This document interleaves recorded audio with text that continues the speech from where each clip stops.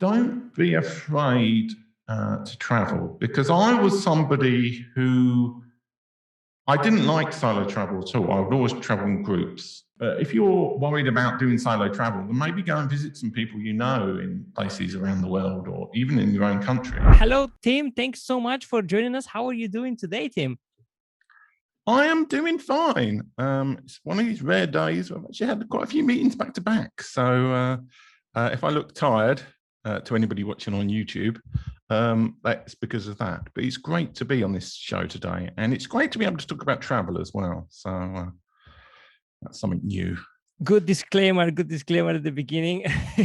Yeah, let's talk about travel, because this is, it's a travel podcast, and I'm really excited. So when I had a chat with you, you mentioned that you traveled to how many states? 25, you said? So far, 22. 22. So, yeah. I mean, it's funny because until about 2017 or 2016, I'd been to only about 4 states. And I'll tell you a little bit of the background of why I started doing and what I'm like. Well, let me. Okay, let's go. Okay, let's go. If you like. Okay, let's go. Show it. Yeah. So what I've decided to do, what I decided to do in about 2019 was to try and visit all 50 US states before I'm 50 years old. And I'm 50 February 2023. So it actually looked quite doable when I started to commit to this. Now, the reason why I kind of ended up visiting a lot of US states is since about 2014, I've been working for myself, and I've worked on various social media projects, and I also write books. So I started off in the world of self-publishing. I used to host the Begin Self-Publishing podcast, and I got into social media to learn how to try and sell books. And along the way, I kind of got addicted to going to conferences, and I started off going to UK conferences. But then I went to quite a lot of US conferences. And one conference I went to a lot was Social Media Marketing World, which is in San Diego. First one I went to was in 2015. And I've been to every one apart from last year when I didn't hold one. Well, actually, no, I went to last year's one, but they not hold one this year. So what started to happen was that I would go to San Diego in California, and I hate night flights. So the first time I did it, I flew to San Diego, and I took a night flight back because there's only one direct flight back to London. And I hate night flight. I hate night. I'm 6'4" tall. I'm quite large. I can't sleep on planes. So what I worked out was there were several airports in the US where you can take a morning flight and it arrives at night in London. So what I started to do is every year when I went to Social Media Marketing World, I would go via one of these other cities. So first time I did it, I went to Boston, which actually has the best flight, to be honest. It has the best morning flight to the UK. And then the next year I did Washington, DC, and I went around all of these ones. And then I was kind of like, one year I thought, well, I'm stopping off anyway on the way. Shall I go and visit some people I know? Because I know loads of people from social media. I've got like thousands of friends and contacts. So there were some people I knew in Kansas, and there were some people, and then there was also South by Southwest happening just after Social Media Marketing World. So one year I went from California, and then I went to Kansas, and then I went to Texas, and those are 2 new states. And I'd also visited. So I basically got to about 12 states I visited, and I thought, well, actually, this state thing is quite interesting. And then I started counting, and I thought, well, maybe I should just do this as a thing. So I started doing trips, basically, usually based around a conference, because that's always been my excuse. Though I have kind of started to do trips which were just about visiting states. So the biggest number of states I've visited was 7 in one trip, new states. I actually visited 9 states that time, which was in the summer of, was it 2019? So what I did is I flew into Boston. There were 2 conferences. Was it 2 conferences I went to? Yeah, there was inbound in Boston, and then Boston's fantastic because that whole northeast section of the US is just like crammed full of states. It's like Europe, basically. So I took a day trip on the Amtrak train to Maine, and then on the way back I stopped in New Hampshire, and then the next day I took a train going to Connecticut for a day trip, and then to Rhode Island on the same day. I just want to tell you that speaking of these cities and areas doesn't ring any bell in my head because I'm not that familiar with you. Probably with most of the audience as well. But what I understand, you're grabbing some states here and there, started out of nowhere, and it's so interesting. So I'm just gonna share a map here that you shared with me, and you have mostly seen the south part of the states. When I was talking to you, you said like, oh, I've visited half of the states. And I'm like, oh, okay, it might be interesting. But then you said, I live in UK. I'm like, okay, so you need to travel to visit all these states. So what in your mind classifies as I visited this state? It's not just the airport. It's like, what in your mind is? Well, it's, I mean, there's only one state actually where the airport would apply, which I don't count, which is Kentucky. Years ago, I went to Cincinnati Airport, which is actually in Kentucky, even though Cincinnati is in Ohio.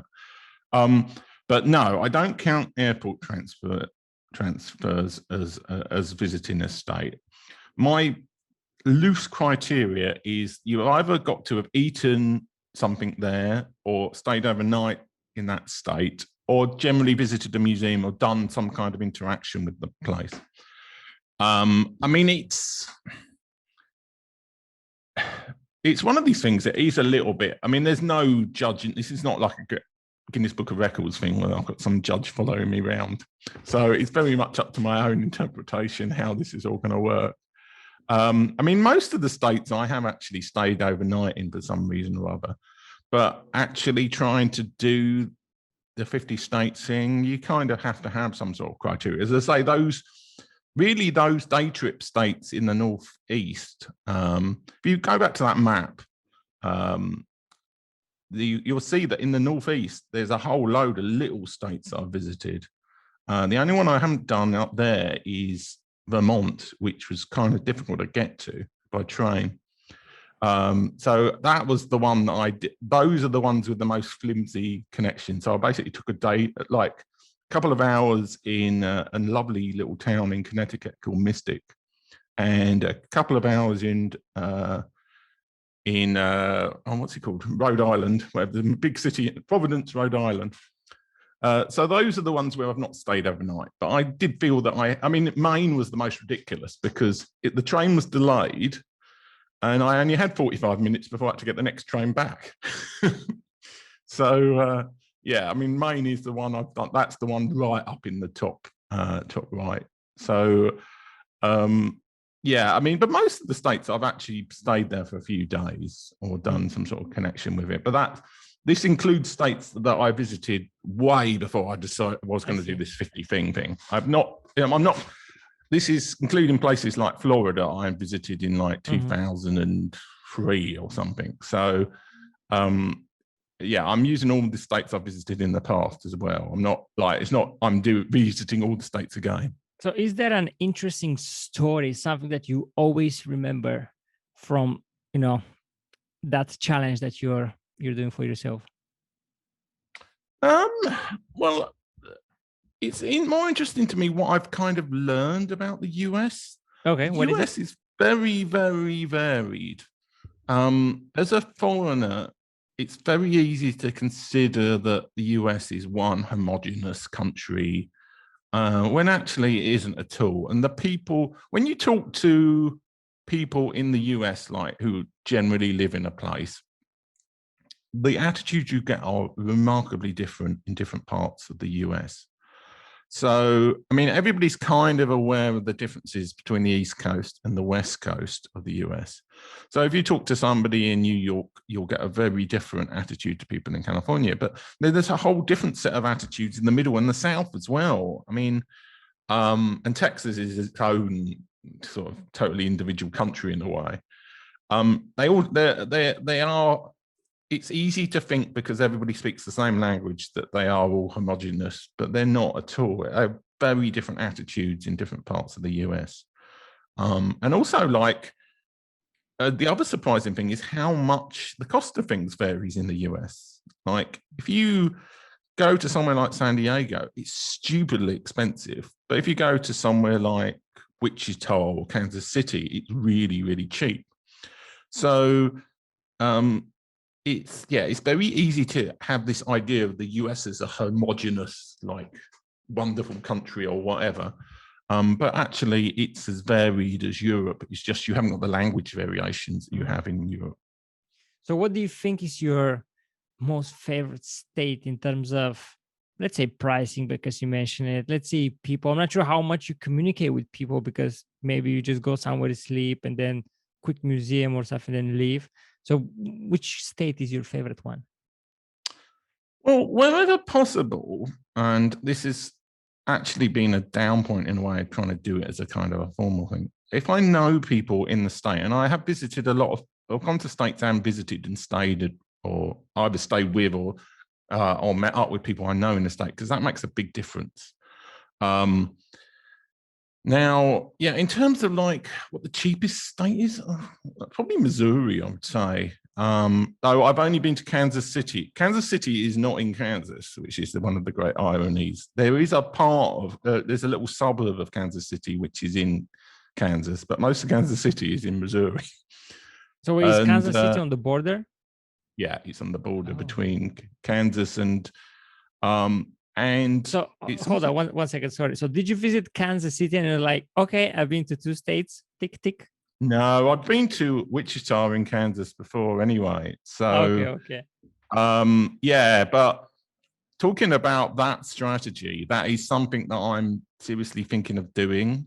I've been looking at cross towns on the borders. So there's a town in Huntington in West Virginia, which is called in the Tri-States area, and it's on the border with Ohio and Kentucky. And it's like an obscure destination, but I'm thinking of going there on one of my trips so that I can do those 3 states in one go. Similarly, like there's Portland in Washington. No, yeah, Portland in it's not Oregon, and that's on the border with Washington. So there's lots of little states. So one way that I can catch up is potentially to just visit lots of these border towns. Because I've been trying to do it without driving a car, which is actually very hard in the US. It's more possible than, because public transport is terrible in the US in general.